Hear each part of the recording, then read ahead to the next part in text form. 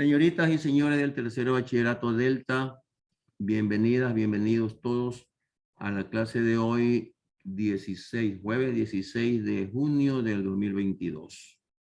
Espero se encuentren bien, listos y dispuestos para el trabajo de hoy. Hasta el día de ayer habíamos trabajado algo que tiene que ver con funciones, cuestiones generales, repasos. Como nuestro repaso ya va a terminar el día de mañana, porque a partir del día lunes, ya ustedes saben, tenemos temas que son exclusivamente temas propios de tercero de bachillerato. Entonces, una partecita que se nos estaba quedando sin revisar es lo que tiene que ver con geometría analítica.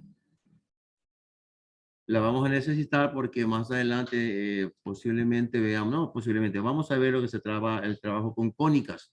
Ustedes ya vieron en años anteriores, en segundo de bachillerato, en primer bachillerato, ya vieron el trabajo de cónicas con la circunferencia, distancia entre dos puntos, puntos medios, etcétera, etcétera. Entonces vamos a recordar este tipo de, este contenido, vamos a recordarlo. Para ello vamos a necesitar recordar temas del octavo y noveno, como siempre lo digo, en tercero bachillerato necesitamos mucho lo que es de estos, son contenidos de estos años básicos. Uno de los contenidos que vamos a necesitar y que usted lo vio o en octavo o en noveno, pero que lo vio, porque es obligatorio el trabajo de esto en esos años, tiene que ver con el teorema de Pitágoras. Todos ustedes tienen que recordar, alguna vez trabajaron con el teorema de Pitágoras. Entonces, vamos a recordar esto. ¿Me ayudan, por favor? Quiero saber qué es lo que ustedes recuerdan de este teorema de Pitágoras. A ver. ¿Alguien que me quiera ayudar con este teorema de Pitágoras? Bueno, me confirman, ¿se está viendo lo que estoy proyectando en este momento? Sí, se está viendo, ¿verdad? Sí se ve. Ya. Alguien que me diga algo sobre el teorema de Pitágoras. Yo sé que ustedes lo estudiaron y que ustedes lo saben de hecho. A ver. Que existe una hipotenusa. ¿Cómo? Hipotenusa, profe. Teorema de Pitágoras, hipotenusa. ¿Pero hipotenusa qué? No me acuerdo la figura. Tiene que ver Eso, que hay dos catetos y una hipotenusa. Hay dos Esa. catetos y una hipotenusa. Bueno, ¿verdad? Sí, por ahí vamos, por ahí vamos. Sí, efectivamente, vamos a hablar de catetos y vamos a hablar de hipotenusa, pero esto de catetos, hipotenusa, ¿dónde encontramos estos elementos? ¿Dónde se los encuentra? A ver. En la gráfica de un rectángulo. En el gráfico de un rectángulo. Digamos que sí y digamos que no.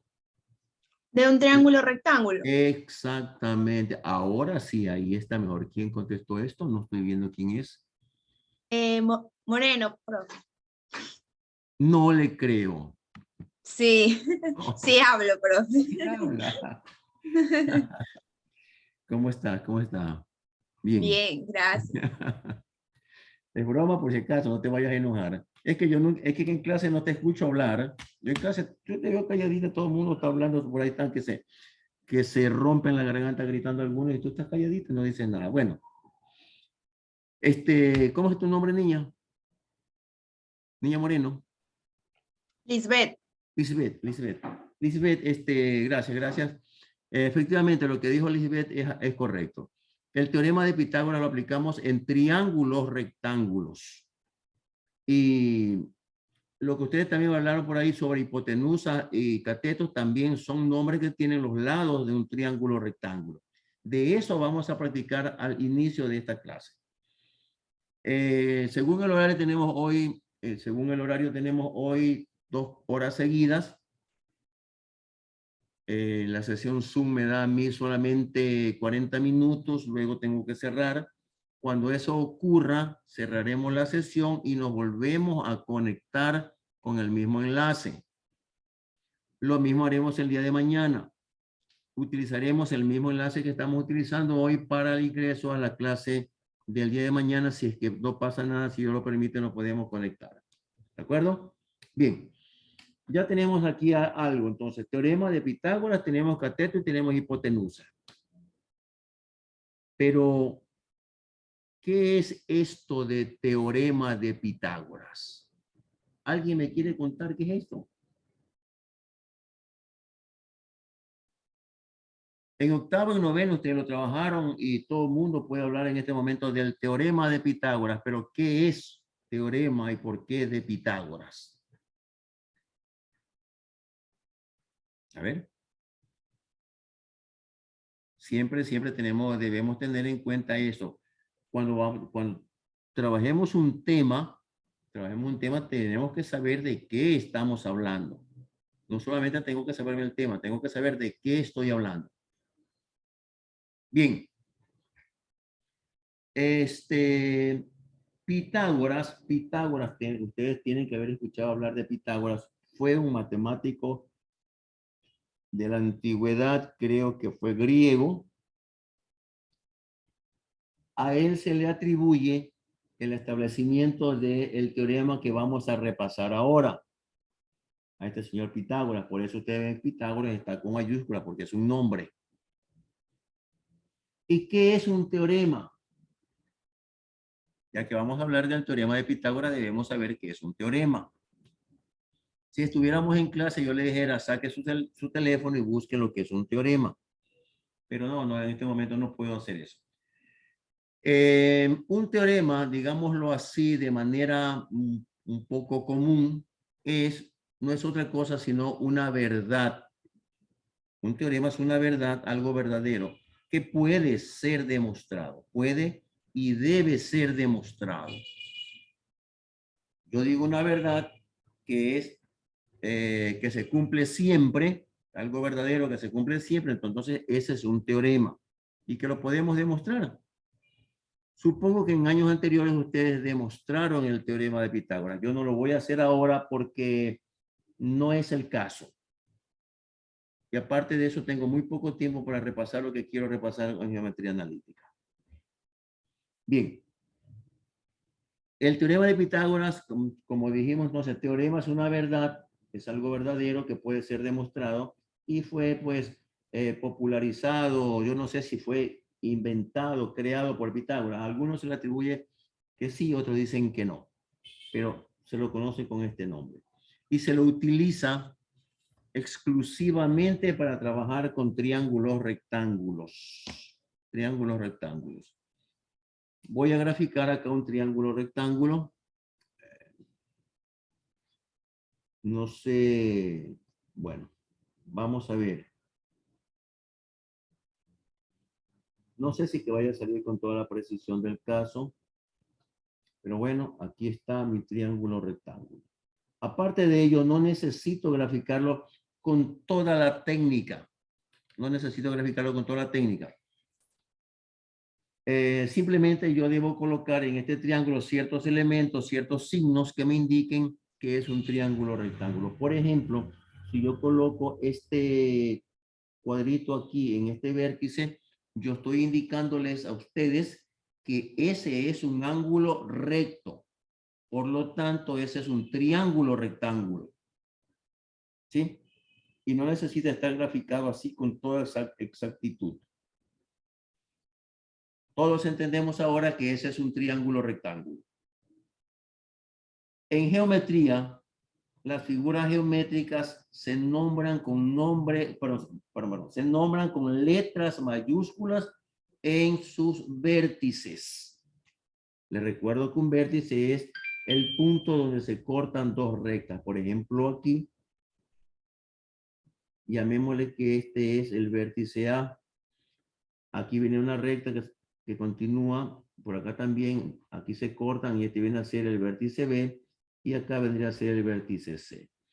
La condición para nombrar los vértices es utilizar letra mayúscula. No dice en ningún momento que debe ser A, B y C. Tampoco dice que es en orden alfabético. Puedo utilizar cualquier letra mayúscula y no necesariamente en orden alfabético. En este caso yo diré el triángulo rectángulo A, B y C. Así se lo nombraría. En el triángulo rectángulo A, B y C, calcular tal y tal cosa. ¿Sí? También aprendimos que los lados de una figura geométrica, en este caso mi triángulo, se los designa, se los nombra con letras minúsculas de la siguiente manera. El lado que se encuentra al frente del vértice A, es decir, este que está aquí, este aquí, se va a llamar A minúscula. El lado que se encuentra al frente del vértice B, es decir, AC, va a llamarse B minúscula. Y el que se encuentra al frente del vértice C, lo llamaremos C minúscula. Esto ya ustedes deben de recordarlo, ¿no? Los vértices con letras mayúsculas y los lados con letras minúsculas, atendiendo al nombre que tiene cada uno de los vértices. En el triángulo rectángulo, los lados tienen nombres especiales. Ya por ahí alguien lo dijo, hipotenusa, catetos. ¿Sí? Esos son los nombres que tienen los lados del triángulo rectángulo. Pero, ¿cuál es la hipotenusa en este caso? En el triángulo que tengo aquí graficado, ¿cuál es la hipotenusa? La C, profe. La El C. lado más grande. El lado mayor, correcto, el lado más grande, el lado de mayor longitud. Siempre la hipotenusa es el lado que tiene mayor longitud y que siempre lo vamos a encontrar frente al ángulo recto. Este lado que tiene mayor longitud se llama hipotenusa y siempre se encuentra al frente del ángulo recto. Aquí está el ángulo recto. Entonces siempre se va a encontrar al frente. A este lado le llamamos hipotenusa. Los otros lados se llaman catetos. El lado A es un cateto, el lado B es otro cateto. Que si uno de los dos es más grande que el otro, pues a uno le llamaremos cateto mayor y al otro le llamaremos cateto menor. Ya, pero los dos son catetos. ¿Qué dice el teorema de Pitágoras? A ver si alguien me lo recuerda. A ver, los escucho.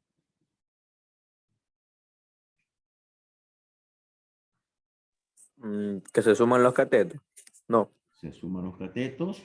Algo de eso dice, sí, algo, pero no exactamente eso. La suma de los catetos al cuadrado es igual a hipotenusa. Sí, algo así también. También algo así de eso, pero no exactamente. Igual a hipotenusa al cuadrado. Igual a hipotenusa al cuadrado. A ver, yo lo voy a hacer. Este triángulo aquí o un triángulo más pequeñito lo voy a hacer porque voy a graficar más o menos lo que dice el teorema de Pitágoras. Este es un triángulo rectángulo. ¿Qué dice el teorema de Pitágoras? El teorema de Pitágoras dice que la hipotenusa elevada al cuadrado, que el cuadrado de la hipotenusa, mejor digamos así, que el cuadrado de la hipotenusa es igual a la suma de los catetos también elevados al cuadrado. Eso dice el teorema de Pitágoras. Pero si yo lo leo de esta manera, yo me puedo memorizar eso, pero no entiendo qué me está diciendo ahí. La hipotenusa al cuadrado es igual a la suma de los catetos también elevados al cuadrado. Sí, yo me lo puedo memorizar. De hecho, es fácil memorizarlo. Pero no estoy entendiendo qué es lo que me dice el teorema de Pitágoras. Con este gráfico pequeñito voy a intentar graficar qué es lo que dice acá. Dice el teorema de Pitágoras que el cuadrado que se forma con la hipotenusa, es decir, si esta es la hipotenusa, entonces yo voy a formar un cuadrado así. El cuadrado que se forma con la hipotenusa, esto que está aquí, es igual al cuadrado que se forma con este lado de acá, más el cuadrado que se forma con el lado de acá.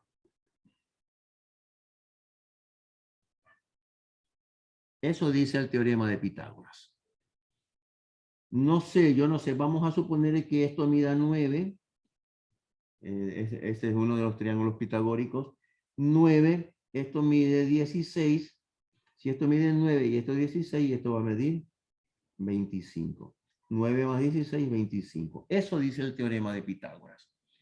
Que el área del cuadrado que se forma con el lado, con la hipotenusa, el área del cuadrado que se forma con la hipotenusa es igual al área del cuadrado de este cateto más el área del cuadrado del cateto de acá. No sé si se entendió, si quedó más claro. Entonces, este es el teorema de Pitágoras. Este es el famosísimo teorema de Pitágoras. El cuadrado de la hipotenusa es igual a la suma de estos dos cuadrados. Nada más. Eso dice el teorema de Pitágoras. ¿Estamos de acuerdo? ¿Sí? Bien. Pero como generalmente yo no necesito conocer el cuadrado de la hipotenusa, sino que necesito conocer solamente cuánto mide la hipotenusa, pues entonces ustedes saben que para poder eliminar este exponente 2, yo coloco aquí una raíz cuadrada y una raíz cuadrada acá, aplicando las propiedades que tienen las igualdades, ¿sí? Entonces lo que yo voy a hacer es esto. C cuadrado es igual a A cuadrado más B cuadrado. Para poder eliminar eso, coloco aquí un radical y aquí un radical. De tal manera que este cuadrado con esta potencia se elimina y me queda solamente C o hipotenusa, que es lo que yo estoy buscando, es igual a la raíz cuadrada de A cuadrado más B cuadrado. Y esta es la fórmula del teorema de Pitágoras para calcular hipotenusa.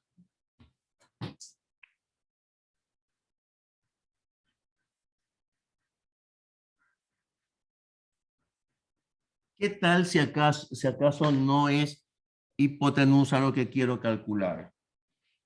¿Qué tal si lo que quiero calcular es un cateto? ¿Qué creen que va a ocurrir? ¿Podré utilizar la misma fórmula? ¿Podré utilizar? Sí, pero se restaría. Sí, pero se restaría. Bueno, el teorema es el mismo. Lo que yo tendría que modificar que es el teorema, esto que es la parte algebraica del teorema, esto que está aquí, que se utiliza para calcular hipotenusa, yo tendría que modificarlo para calcular uno de los catetos. Trabajando en esto que aquí está en este recuadro. Si yo quiero calcular el cateto A, entonces debo despejar A. Para poder despejar A, debo quitarle este B cuadrado. Y como nosotros hicimos en clase, ya sabemos que podemos eliminar ese B cuadrado restando B cuadrado en el segundo miembro. Y si hacemos eso, también tengo que hacer lo mismo en el primer miembro. Es decir, debo hacer lo siguiente. C cuadrado menos B cuadrado es igual a A cuadrado más B cuadrado menos B cuadrado. ¿Verdad? Eso hicimos en clase. Aplicando las propiedades que tienen las igualdades, si a un lado de la igualdad hago una operación, tengo que hacer exactamente la misma operación del otro lado. Como necesito eliminar B cuadrado, lo que hago es, este B cuadrado está sumándose con A cuadrado, entonces yo tengo que restar B cuadrado. Si resto B cuadrado en el segundo miembro, también tengo que restar en el primer miembro. Ahora sí, B cuadrado positivo con B cuadrado negativo se simplifican y me está quedando C cuadrado menos B cuadrado es igual a A cuadrado. Para verlo de la manera que nosotros comúnmente lo vemos, lo voy a ordenar y pondré que A cuadrado es igual a C cuadrado menos B cuadrado. ¿Sí? De igual manera, como yo no necesito calcular el cuadrado de A, sino A, es decir, la longitud de un cateto, lo que yo hago es extraer raíz cuadrada aquí y extraer raíz cuadrada acá. Potencia cuadrada con raíz cuadrada se simplifican y me queda solamente A, que es un cateto. Por el lado de acá no puedo hacer más que escribir lo mismo que está. Y así he logrado encontrar la forma que tiene el teorema de Pitágoras para calcular catetos. Noten la diferencia. Son muy parecidas las fórmulas, pero hay algo de diferencia. Cuando calculamos hipotenusa, las cantidades que están dentro del radical se suman. Cuando calculamos cateto, cualquiera de ellos, las cantidades que están en bajo el signo radical se restan, pero siempre va a estar primero hipotenusa. Hipotenusa al cuadrado menos el cuadrado del otro cateto.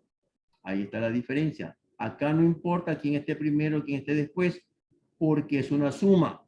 Acá no, acá sí importa el orden. Como es una resta, y no es lo mismo decir 5 menos 3 que 3 menos 5, entonces aquí el orden sí importa. Primero va hipotenusa menos el otro cateto. ¿De acuerdo? Bien. Vamos a hacer un pequeño ejercicio de esto para luego ya dejar esto firme y entrar ya a lo que se tiene que ver con la geometría analítica en sí. Voy a graficar aquí un triángulo, yo no sé qué triángulo será, ustedes me van a decir, no sé. Vamos a ver.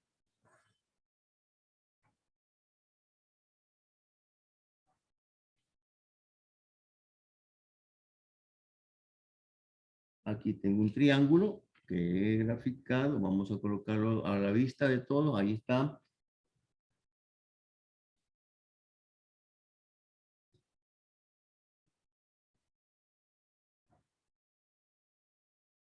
¿Ya? Y yo digo que esto tiene 3, esto tiene casi el doble, digamos 5, y esto yo no sé cuánto tiene. Por favor, me ayudan. No sé si que acaso es posible utilizar el teorema de Pitágoras ahí. ¿Qué dicen ustedes? Sí es posible, profe. ¿Por qué es posible? A ver. ¿Por qué es posible? Triángulo rectángulo. Porque es un triángulo rectángulo. ¿Y qué le hace suponer a usted que ese es un triángulo rectángulo? Por el cuadrado que está en la esquina de arriba. Exactamente, el cuadradito que está acá me está indicando que este es un ángulo recto, por lo tanto este es un triángulo rectángulo, y si es un triángulo rectángulo, entonces yo puedo aplicar acá el teorema de Pitágoras, ¿sí? ¿Qué me están pidiendo calcular? ¿Qué vendría a ser esto? ¿Un cateto o hipotenusa? A ver, El cateto. es un cateto, Hipotenusa. hipotenusa, a ver, Hipotenusa. ¿es No sé, hipotenusa? profe. ¿Ya? ¿Cómo saber eso? Siempre el que está al frente del ángulo recto se llama hipotenusa. Este lado, el lado PQ, está al frente del vértice R, que es el vértice del ángulo recto, entonces esta es hipotenusa.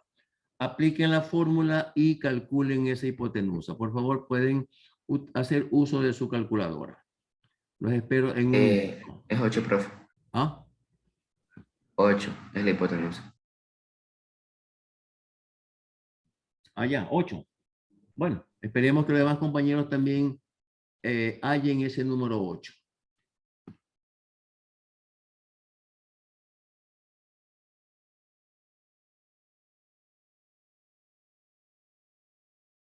Sí, es verdad, profe. 8.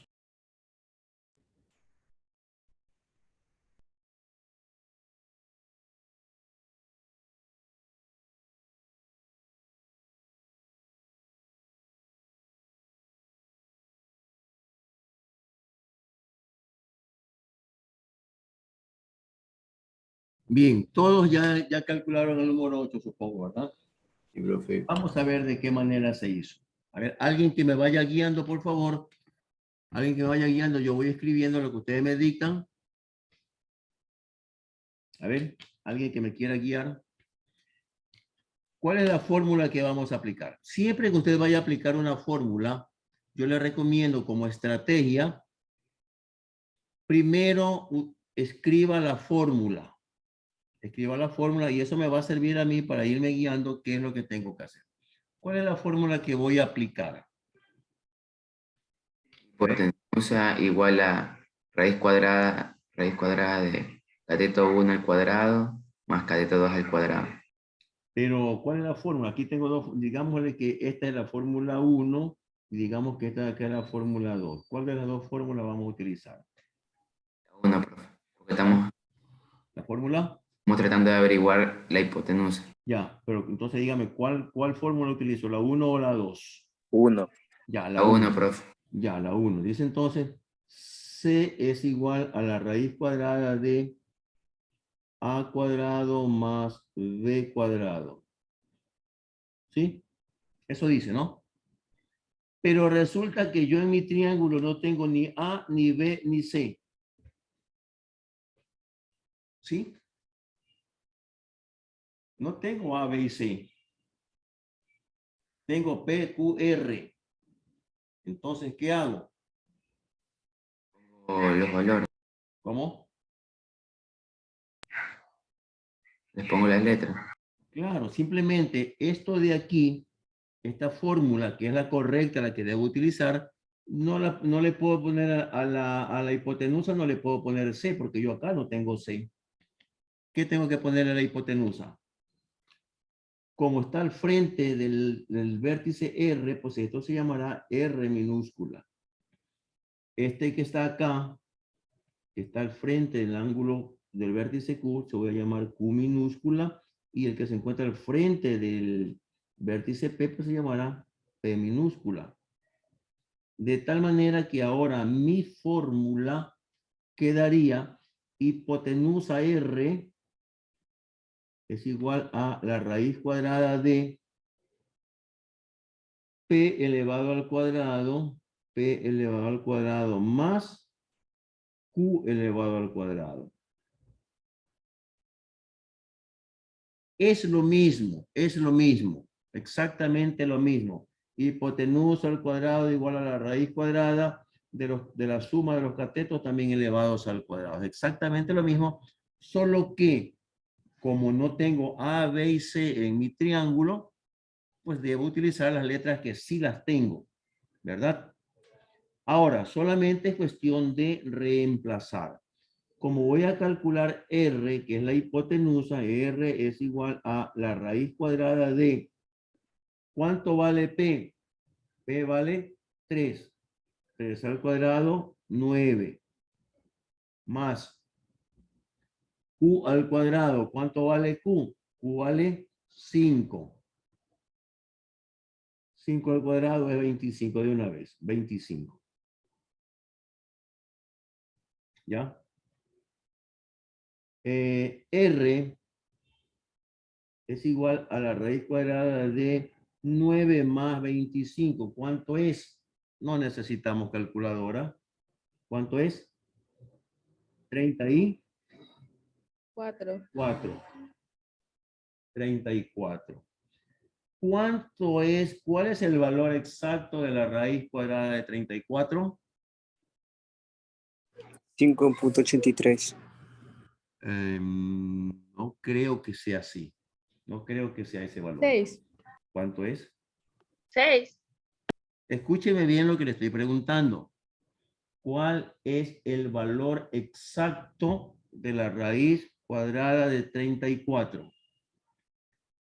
Raíz de 34. Es raíz de 34, correcto.